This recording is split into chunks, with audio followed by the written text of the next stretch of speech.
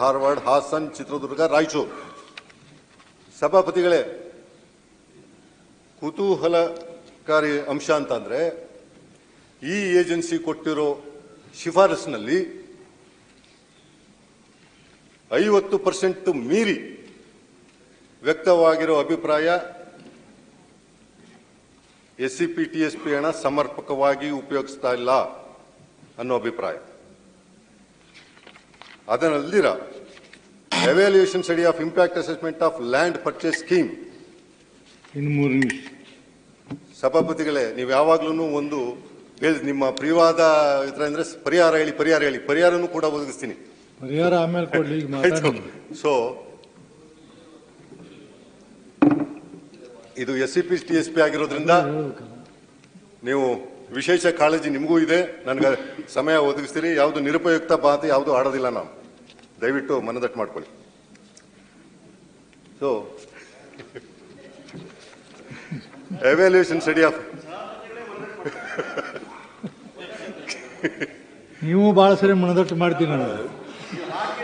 ನಾಗರಾಜ ದಾಟೋದೇ ಇಲ್ಲ ಸರ್. ಲಕ್ಷ್ಮಣ್ ರೆಡ್ಡಿ. ಸಭಾಪತಿಗಳೇ,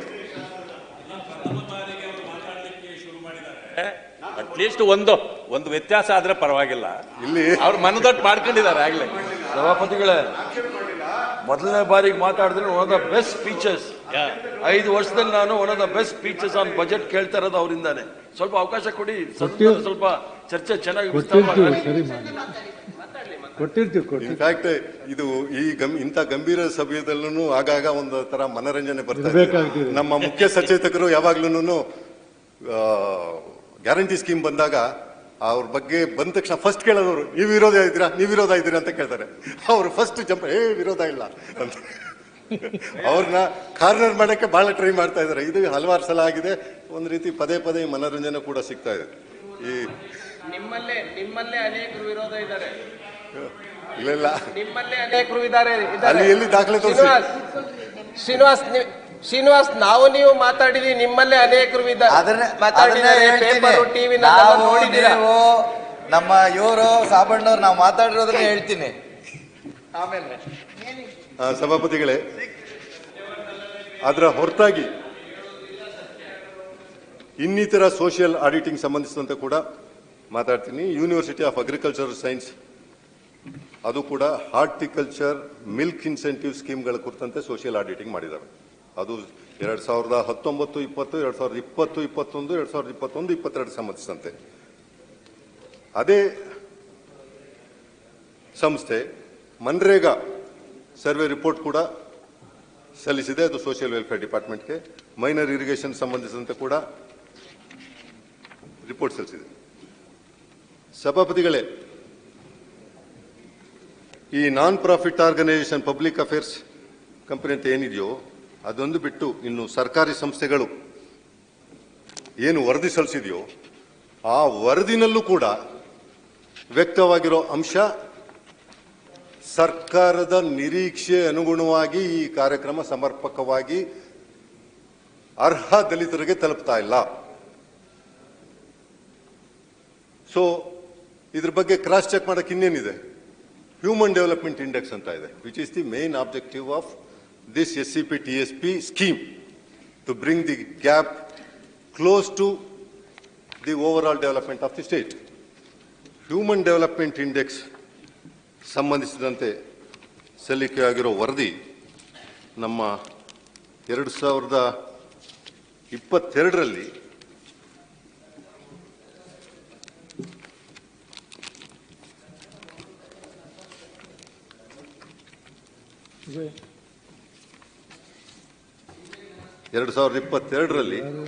ಸಲ್ಲಿಕೆ ಆಗಿದೆ. ಅದರಲ್ಲಿ ಯಾವುದೇ ಬದಲಾವಣೆ, ನಿರೀಕ್ಷಿತ ಬದಲಾವಣೆ ಕಂಡು ಬಂದಿಲ್ಲ ಅಂತ ಅಂದ್ಬಿಟ್ಟು ವರದಿ ಹೇಳ್ತದೆ. ಸಭಾಪತಿಗಳೇ, ನಾನಿಲ್ಲಿ ಏನು ಹೇಳಲಿಕ್ಕೆ ಹೊರಟಿದ್ದೀನಿ ಅಂದ್ರೆ, ದಲಿತರ, ಅಲ್ಪಸಂಖ್ಯಾತರ, ಶೋಷಿತರ ವರ್ಗದ ಹಿತರಕ್ಷಣೆ ಕಾಯೋದ್ರಲ್ಲಿ ಉದ್ದೇಶದಲ್ಲಿ ನಮ್ಮ ಮುಖ್ಯಮಂತ್ರಿಗಳ, ನಮ್ಮ ಸಚಿವ ಸಂಪುಟದ ಸದಸ್ಯರಿಂದ ಅವರ ಬದ್ಧತೆ ಕುರಿತಂತೆ ಯಾರಿಗೂ ನಮ್ಗೆ ಅನುಮಾನ ಇಲ್ಲ. ಇಲ್ಲಿ ಪ್ರಶ್ನೆ ಹೇಳೋದು ಒಂದು ವರ್ಗದ ಅಧಿಕಾರಿಗಳಿಂದ ಈ ಅನುಷ್ಠಾನ ಕುರಿತಂತೆ ಸಾಕಷ್ಟು ವೈಫಲ್ಯ ಆಗಿರೋದು ಗೋಚರಿಸ್ತದೆ. ನಾನು ಈ ಹೇಳಿಕೆನ ಅತ್ಯಂತ ಜವಾಬ್ದಾರಿಯಿಂದ ಮಾಡ್ತಾ ಇದ್ದೀನಿ. ಅನೇಕ ಶಾಸಕ ಸಹೋದ್ಯೋಗಿಗಳ ಅನುಭವದ ಅಭಿಪ್ರಾಯದಲ್ಲಿ, ಅದರ ಆಧಾರದಲ್ಲಿ, ನನ್ನ ಅನುಭವದ ಆಧಾರದಲ್ಲಿ ಈ ಹೇಳಿಕೆ ಮಾಡ್ತಾ ಇದ್ದೀನಿ.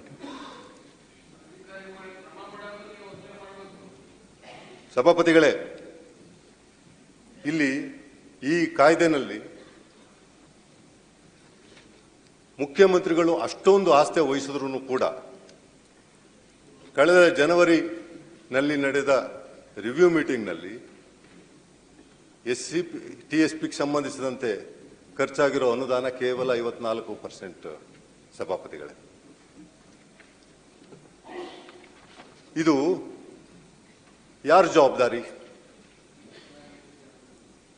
ಅಧಿಕಾರಿಗಳಿಗೆ ಮುಖ್ಯಮಂತ್ರಿಗಳ ಸರ್ಕಾರದ ಆದ್ಯತೆಯ ಬಗ್ಗೆ ಇನ್ಯಾವ ರೀತಿ ಮನವರಿಕೆ ಮಾಡಬೇಕು? ಈ ಕಾಯ್ದೆನಲ್ಲಿ ಈ ಕಾಯ್ದೆಯ ಯಾವುದೇ ಅಂಶಗಳ ಉಲ್ಲಂಘನೆ ಆದರೆ ಶಿಕ್ಷೆ ಅಂತ ಉಲ್ಲೇಖಿಸಲಾಗಿದೆ. 11 ವರ್ಷ ಆಯಿತು ಸಭಾಪತಿಗಳೇ. ವ್ಯಾಪಕವಾಗಿ ಉಲ್ಲಂಘನೆ ಕಾಣಿಸ್ತಾ ಇದೆ. ಅದಕ್ಕೆ ಆಧಾರ human development index and social auditing ರಿಪೋರ್ಟ್ಗಳು. ಈ ತರ ವ್ಯಾಪಕವಾಗಿ ಉಲ್ಲಂಘನೆ ನಡೆದ್ರೆ ಒಬ್ಬ ಅಧಿಕಾರಿಗೆ ಶಿಕ್ಷೆ ಆಗಿದೆಯಾ? ಸಭಾಪತಿಗಳೇ, ದಲಿತರಿಗೆ ಸಂಬಂಧಿಸಿದಂತೆ ಕೋಲಾರದ ಕಂಬಾಲಪಲ್ಲಿನಲ್ಲಿ 7 ಜನರ ಸಜೀವ ದಹನ ಆಗೋಯ್ತು. 25 ವರ್ಷ ಆಗೋಯ್ತು, ಒಬ್ರಿಗೂ ಶಿಕ್ಷೆ ಆಗಿಲ್ಲ. ಅಂಥದ್ರಲ್ಲಿ ಈ ಸಣ್ಣ ಕಾಯ್ದೆ ಉಲ್ಲಂಘನೆಗೆ ಶಿಕ್ಷೆ ನಿರೀಕ್ಷೆ ಮಾಡೋಷ್ಟು ಅವಿವೇಕಿಯ ನಾವು? ವ್ಯವಸ್ಥೆ ಅಷ್ಟೊಂದು ಕರಾಳವಾಗಿದೆ ಸಭಾಪತಿಗಳೇ. ಈ ವ್ಯವಸ್ಥೆನ ಇಟ್ಕೊಂಡು ನಾವು ಯಾವುದೇ ಕಲ್ಯಾಣ ಯೋಜನೆ ಆಗಲಿ, ಶೋಷಿತರ ಉದ್ಧಾರನಾಗಲಿ ನಿರೀಕ್ಷೆ ಮಾಡೋಕ್ಕೆ ಬಹಳ ಕಷ್ಟ ಆಗ್ತದೆ. ವ್ಯವಸ್ಥೆ ಕುರಿತಂತೆ ಆಮೂಲಾಗ್ರ ಬದಲಾವಣೆ ಆಗಲೇಬೇಕು ಸಭಾಪತಿಗಳೇ. ಯಾವುದೇ ಒಂದು ಅಭಿವೃದ್ಧಿ ಕಾರ್ಯ, ಕಲ್ಯಾಣ ಕಾರ್ಯ ಶೋಷಿತ ವರ್ಗದ ಏಳಿಗೆ ಆಗಲಿಲ್ಲ ಅಂದರೆ ಸಾಧ್ಯನೇ ಇಲ್ಲ. ಅದು ಕಾಮನ್ ಸೆನ್ಸ್ ಇಲ್ಲರು ಎಲ್ರಿಗೂ ಗೊತ್ತಿದೆ.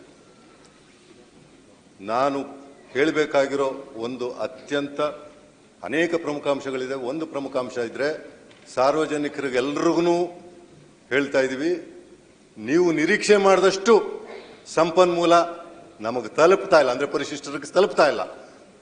ಸೊ ಅದು ಒಂದು, ಯಾರೂ ಇದ್ರ ಬಗ್ಗೆ ಅಸೂಯೆ ಪಡೋ ನೆಸೆಸಿಟಿ ಇಲ್ಲ. ಎರಡನೇದಾಗಿ, ಈ ಕಾಯ್ದೆ ಅನುಷ್ಠಾನದಲ್ಲಿ ಯಾರು ಜವಾಬ್ದಾರಿ ಹೊತ್ತಿದಾರೋ ಅವ್ರಿಗೆ ಕನಿಷ್ಠ ಪಕ್ಷ ಸಂವಿಧಾನದ ಮೂಲ ತತ್ವಗಳ ಅರಿವಿದ್ರೆ ಒಳ್ಳೆಯದು. ಸಂವಿಧಾನ ಏನು ಹೇಳುತ್ತೆ? ಆರ್ಟಿಕಲ್ 14ರಲ್ಲಿ ಸಮಾನತೆ ಹೇಳಬೇಕಾದ್ರೆ 15-16ರಲ್ಲಿ ಸಮಾನತೆ ಸಾಧಿಸೋಕ್ಕೋಸ್ಕರ ಕಾನೂನೇ ಬದಲಾಯಿಸಿ, ಅಗತ್ಯ ಬಿದ್ದರೆ ಯಾವುದೇ ಕಾನೂನು ಜಾರಿಗೆ ತನ್ನಿ ಅಂತ ಹೇಳ್ತದೆ. ಅದನ್ನೆಲ್ಲ ನಮ್ಮ ಸರ್ಕಾರ ಶಿಸ್ತುಬದ್ಧವಾಗಿ ಮಾಡ್ಕೊಂಡು ಬಂದಿದೆ. ಪ್ರತಿಯೊಂದು ಕಾನೂನು, ಪ್ರತಿಯೊಂದು ಅಂಶಗಳು, ಪ್ರತಿಯೊಂದು ಉಲ್ಲೇಖಗಳು ಎಲ್ಲೂ ನೀವು ದೋಷ ಹುಡ್ಕಕ್ಕಾಗಲ್ಲ. ಆದರೆ ಸಭಾಪತಿಗಳೇ, ಈ ಜಾರಿಗೆ ಸಂಬಂಧಿಸಿದ ವಿಷಯದಲ್ಲಿ ಅತ್ಯಂತ ಶೋಷನೀಯ ಪರಿಸ್ಥಿತಿ ಇದೆ. ಪರಿಹಾರ ಇಲ್ಲ.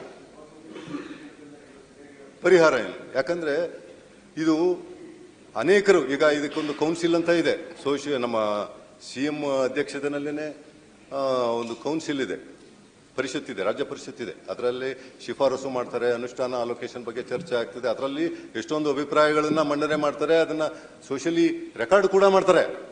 ಆದರೆ ಅಲ್ಲಿ ರೆಕಾರ್ಡ್ ಆಗೋ ಮಿನಿಟ್ಗಳು ಯಾವುದು ಜಾರಿಗೆ ತರೋದಿಲ್ಲ. ಅದರಲ್ಲಿ ಒಂದು ಅಂಶ ಬಹಳ ಚೆನ್ನಾಗಿದೆ. ನಮ್ಮ ಆ ಸಮಿತಿಯ ಸದಸ್ಯರಾಗಿರೋ ಶಾಸಕ ಪ್ರಸಾದ್ ಅಬ್ಬಯ್ಯನವರು ಪದೇ ಪದೇ ಹೇಳ್ತಾರೆ, ಏನಂತ, ಆರ್ಥಿಕ ಇಲಾಖೆಗಿನ ನಮ್ಮ ಸಮಾಜ ಕಲ್ಯಾಣ ಇಲಾಖೆ ಯಾವುದು SCP TSP ಸಂಬಂಧಿಸಿದಂತೆ ಯಾವುದು ಜವಾಬ್ದಾರಿ ಹೊತ್ತಿದೆಯೋ ಆ ಇಲಾಖೆನ ಆರ್ಥಿಕ ಇಲಾಖೆ ಮರ್ಜಿಯಿಂದ ಹೊರಗಡೆ ತಗೊಂಬನ್ನಿ, ಆಗ್ಲೇ ಸಮರ್ಪಕವಾಗಿ ಇದನ್ನು ಜಾರಿಗೆ ತರಕ್ಕೆ ಸಾಧ್ಯ. ಆರ್ಥಿಕ ಇಲಾಖೆ ಕೆಲವೊಂದು ಬಾರಿ ಸಂವಿಧಾನ ವಿರೋಧಿಗಳ ರೀತಿ ವರ್ತಿಸ್ತಾರೆ SC ST ಅಭಿವೃದ್ಧಿಗೆ ಸಂಬಂಧಿಸಿದಂತೆ. ಇದು ನನ್ನ ಅಭಿಪ್ರಾಯ ಮಾತ್ರ ಅಲ್ಲ, ಸಾರ್ವತ್ರಿಕವಾದ ಅಭಿಪ್ರಾಯ ಸಭಾಪತಿಗಳೇ. ನಾನು ಇದನ್ನ ಹೇಳ್ತಾ ಇರೋ ಉದ್ದೇಶ ಸಮರ್ಪಕ ಜಾರಿಗೋಸ್ಕರ ಇದನ್ನ ನೀವು ಆರ್ಥಿಕ ಇಲಾಖೆಯಿಂದ ಮುಕ್ತಗೊಳಿಸಿ ಸಮಾಜ ಕಲ್ಯಾಣ ಇಲಾಖೆಗೆ ಜಾರಿ ತರೋದು ಅಲ್ದಿರ ನಿಮ್ಮ ಇಷ್ಟೊಂದು ಯೋಜನೆಗಳು 143 ಯೋಜನೆಗಳು 34 ಇಲಾಖೆಗಳ ಮುಖಾಂತರ ಏನು ಜಾರಿಗೆ ತರಬೇಕು ಅಂತ ಇದ್ದೀರೋ ಅದನ್ನ ಸಮರ್ಪಕವಾಗಿ ಜಾರಿಗೆ ನಾವು ಗ್ಯಾರಂಟಿ ಮಾಡ್ಕೋಬೇಕು ಅಂತ ಅಂದ್ರೆ 11 ವರ್ಷಗಳು ಏನು ವ್ಯಯ ಆಗಿದೆಯೋ ಅದನ್ನ ಬಿಟ್ಬಿಡಿ.